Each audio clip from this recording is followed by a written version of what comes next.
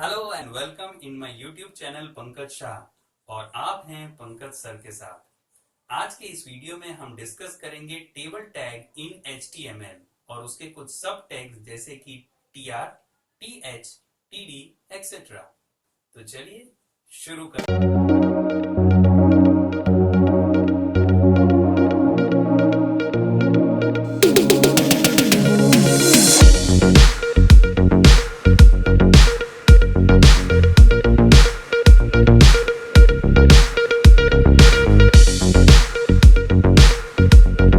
Welcome back. Now, what is table? Table is a group of cell made up of rows and columns. अगर आप अपने web page पे कोई structured data show कराना चाहते हैं तो आप टेबल टैग के थ्रू शो करा सकते हैं, जैसे कि इंक्वायरी फॉर्म, टेक्स्ट और फोटोग्राफ के थ्रू सीक्वेंशियल डेटा कोई हमें शो कराना है तो वो। तो आइए चलते हैं अपने कंप्यूटर स्क्रीन पे और देखते हैं how to use table tag in HTML। Table tag लिखेंगे और टेबल टैग फ्रंट स्लैश से बंद करेंगे, क्योंकि टेबल टैग क्या है? Container element. अब कोई भी टेबल है उसकी शुरुआत जो है वो रो से होती है। सबसे पहले टेबल टैग के अंदर हमें TR टैग लिखना है और पैरेलल हम उसे क्लोज भी करेंगे ताकि एंड ऑफ द एंट्री हम भूल नहीं जाए। अब TR टैग के अंदर हम लोग लिखेंगे TH टैग। TH यानी कि टेबल हेडिंग, और टेबल हेडिंग में मैंने सबसे पहले हेडिंग लिख दिया EMP कोड यानी कि एम्प्लॉय कोड, और TH टैग क्लोज कर देंगे। कैपिटल स्मॉल से कोई मतलब नहीं है। फिर से सेम TH टैग का यूज़ करेंगे, तो कॉपी पेस्ट कर लेते हैं और यहाँ पे मैं लिख दूंगा एम्प्लॉय नेम। एक और बार मुझे ये बनाना है, तो चलिए देखते हैं पहले इसकी इफ़ेक्ट क्या होती है। तो मैंने जो भी चेंजेस किया तो हम पहले इसको सेव करेंगे। सेव करने के बाद आउटपुट स्क्रीन पे आके इसको रिफ़्रेश करेंगे। तो आप देख रहे हैं यहाँ पे मेरे 2 कॉलम्स क्रिएट हो गई, लेकिन अभी भी ये टेबल फॉर्मेट जैसा लग नहीं रहा है क्योंकि इसकी बॉर्डर नहीं है। तो बॉर्डर लाने के लिए हमें क्या करना होगा? टेबल टैग के अंदर एक इसका एट्रीब्यूट है जिसका नाम है border, BORDER। Border equal to मैंने 1 दे दिया। अपडेशन कर किया है इसलिए सेव करेंगे, यहाँ पे आके रिफ़्रेश करेंगे तो आप देख रहे हैं कि इसकी बॉर्डर क्रिएट होगी।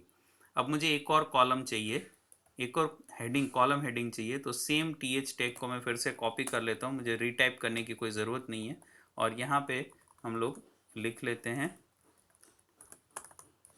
Salary, employ salary. सेव करते हैं और रिफ़्रेश करते हैं। तो आप देख रहे हैं कि यहाँ पे इस तरह से TH टैग के थ्रू अलग अलग टेबल हेडिंग्स क्रिएट होना शुरू हो गए। अब आपको और भी अगर कॉलम्स चाहिए तो आप सेम मेथड से आगे और भी कॉलम्स क्रिएट कर सकते हैं। मुझे नहीं चाहिए तो मैं इसे क्लोज कर रहा हूँ और आगे बढ़ते हैं। अब मैं यहाँ पे एंटर करना चाह रहा हूँ डेटा, तो आप same tags, block of tags को कॉपी करेंगे, यहाँ पे पेस्ट कर देंगे और अब हम TH टैग की जगह पे लिखेंगे TD tag. Okay, TD means table data. Okay, और फर्स्ट है हमारा कोड, एम्प्लॉय कोड। तो मैंने फर्स्ट एम्प्लॉय कोड लिख दिया 101। एम्प्लॉय नेम सेकंड में है एम्प्लॉय नेम। यहाँ पे मुझे चेंज करना पड़ेगा क्योंकि अब मैं डेटा एंट्री कर रहे हैं, तो TH, और ये मैंने एम्प्लॉय नेम लिख दिया। फिर है एम्प्लॉय सैलरी, तो TH टैग तो यूज़ करेंगे नहीं, TD टैग यूज़ करेंगे क्योंकि अब हम डेटा एंट्री कर रहे हैं टेबल में। तो मैंने सैलरी लिख दी 10,000। ओके, अब इसकी इफ़ेक्ट देखते हैं, तो सेव करते हैं। सेव करके यहाँ पे आएंगे आउटपुट स्क्रीन पे, देन रिफ्रेश। तो आप देख पा रहे हैं कि TR टैग के थ्रू टेबल रो जनरेट हो गई और TD टैग के थ्रू इंटरनल उसके डेटा जनरेट हुए।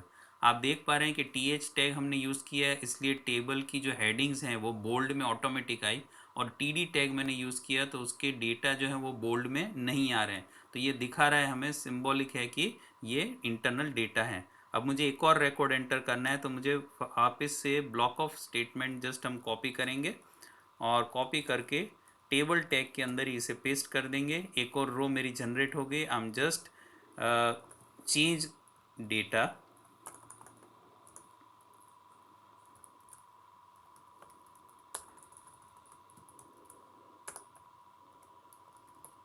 और इस तरह से मैंने, आप देख पा रहे हैं कि मैंने दूसरा रिकॉर्ड भी एंटर कर लिया है।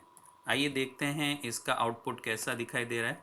तो आप देख रहे हैं कि यहाँ पे जिग्नेश नाम के दूसरे एक एम्प्लॉय का डेटा एंटर हो चुका है। अब आप हम आगे देखते हैं। अब मुझे यहाँ पे ये देख करवाना है कि टोटल सैलरी मैंने एम्प्लॉयज़ को कितनी पे की। ठीक है, तो वापस से bunch of block of statements यहाँ पे हम लोग इस तरह से लिख लेते हैं। और अब यहाँ पे मुझे लिखना है टोटल सैलरी, तो टीडी में हम लिखेंगे टोटल सैलरी पेड। और टोटल सैलरी मैंने कितनी पे की, 30,000। ओके, तो यहाँ पे ये करेंगे क्योंकि अब हमें सिर्फ यहाँ पे दो ही कॉलम में डेटा चाहिए, इसलिए हम दो ही टीडी टैग लिखेंगे। और अब आप देख रहे हैं कि मैं दो कॉलमों को मर्ज करूँगा, कॉलम 1 एंड कॉलम 2। तो यहाँ पे टीडी टैग के अंदर मुझे लिखना है कॉल स्पान इक्वल टू, मैं कितनी कॉलम मर्ज करने जा रहा हूँ, 2 कॉलम्स। तो सेव करेंगे और यहाँ पे आके आप रिफ्रेश करेंगे तो आप ये देख पा रहे हैं कि कॉल स्पान के थ्रू 2 कॉलम्स मर्ज हो गई और 2 कॉलम की जगह एक ही सेल आ गया और वहाँ पे लिखा हुआ गया टोटल सैलरी पेड 30,000। और ये आप फिर से कोड विंडो पे देख पा रहे होंगे कि ये मैंने कैसे लिखा। तो इसका एट्रीब्यूट है कॉल स्पान यानी कि 2 कॉलम्स को मैंने मर्ज कर दिया। ओके, तो इस कॉल्ड अ कॉल स्पान। अब मान लीजिए कि मुझे ये जो 4 रोज हैं, इन सारी रोज को मर्ज करना है और यहाँ पे कुछ और डिटेल लिख देनी है। तो हम क्या करेंगे, तो हम सबसे पहले ये जो हमने टी एच टैग लिखा है वहाँ पे आएंगे, टी एच टैग। और टी एच टैग में मैं यहाँ पे लिख दूंगा employ details, T H tag close करेंगे। लेकिन अब मैं ये यहाँ पे ये कॉमन एक इंस्ट्रक्शन चाहता हूँ कि एम्प्लॉय कोड के आगे एक कॉलम ऐड हो और ये कॉलम इन चारों रोज को कवर करे। तो यहाँ पे टी एच टैग में हम लिखेंगे रो स्पान, जैसे हमने आगे कॉल स्पान लिखा था वैसे रो स्पान लिखेंगे। लेकिन अब हमें यहाँ पे काउंट करना है कि हमने कितनी रोज को मर्ज करना है, 1 2 3 एंड 4 रोज हैं जिसको मैं मर्ज करना चाहता हूँ। तो रो स्पान में लिखेंगे रो स्पान इक्वल टू 4। अपडेशन किया है मैंने कोडिंग में, इसलिए सेव करेंगे। सेव करके आप वापस यहाँ पे आएंगे और रिफ्रेश करेंगे। तो आप ये देख पा रहे हैं कि रो स्पान से 4 रोज की एक कॉमन हेडिंग्स यहाँ पे बन गई। तो इस तरह से आप टेबल क्रिएट कर सकते हैं, रो स्पान कॉल स्पान का यूज़ कर सकते हैं।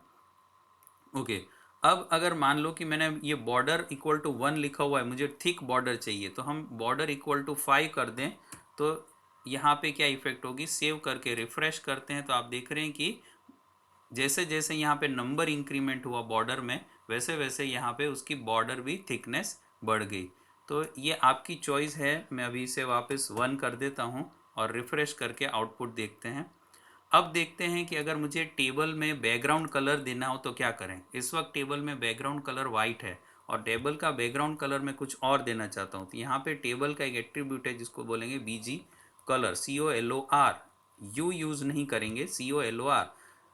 Table colour equal to yellow, double inverted comma मैंने दे दिया। आप सेव करेंगे, यहाँ पे आके आप रिफ्रेश करेंगे तो आप देख पा रहे हैं कि टेबल का बैकग्राउंड कलर जो है वो येलो हो गया।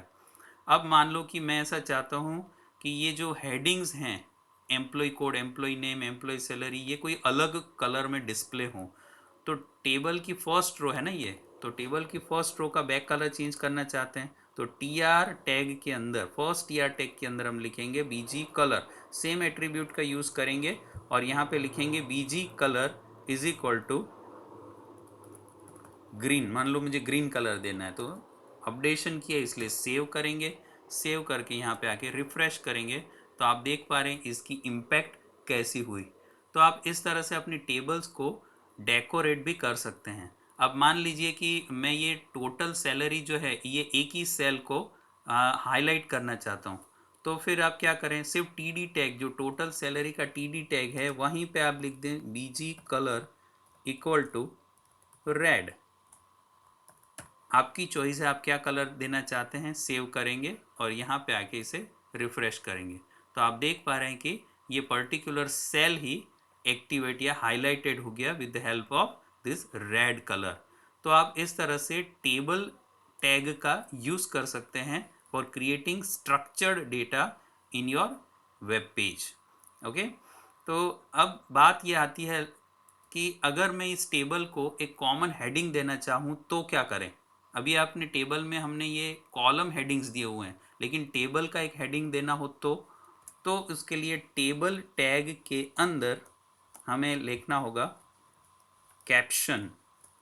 ओके, क्या लिखेंगे हम लोग, कैप्शन। कैप्शन के बाद मैं एक कॉमन कैप्शन लिखूंगा जैसे कि पंकज शाह एंड कंपनी, और फिर कैप्शन मैंने बंद कर दिया। It's also once again container element, तो हमें ये बंद भी करना पड़ेगा। अपडेशन किया है तो सेव करेंगे, यहाँ पे आके आप रिफ्रेश करेंगे तो आप देख पा रहे हैं कि एक common heading centre of the table यहाँ पे डिस्प्ले हो गया। तो इस तरह से आप टेबल टैग का यूज़ कर सकते हैं। टेबल देख रहे हैं, टेबल के अंदर जो ये सेल्स हैं, सेल्स के कंटेंट और सेल की ये जो बॉर्डर है, इन दोनों के बीच का जो डिस्टेंस है वो हम मेंटेन करते हैं सेल पैडिंग के थ्रू। और सेल स्पेसिंग यानी कि एक सेल और दूसरे सेल के बीच में ये जो बॉर्डर दिख रही है, इन बॉर्डर के बीच में स्पेस मेंटेन करना हो तो उसको बोला जाता है सेल स्पेसिंग। ये इफेक्ट हम पूरी टेबल पे लाना चाहते हैं, इसलिए हम टेबल टैग के अंदर बीजी कलर के बाद इसका एक एट्रीब्यूट लिखेंगे।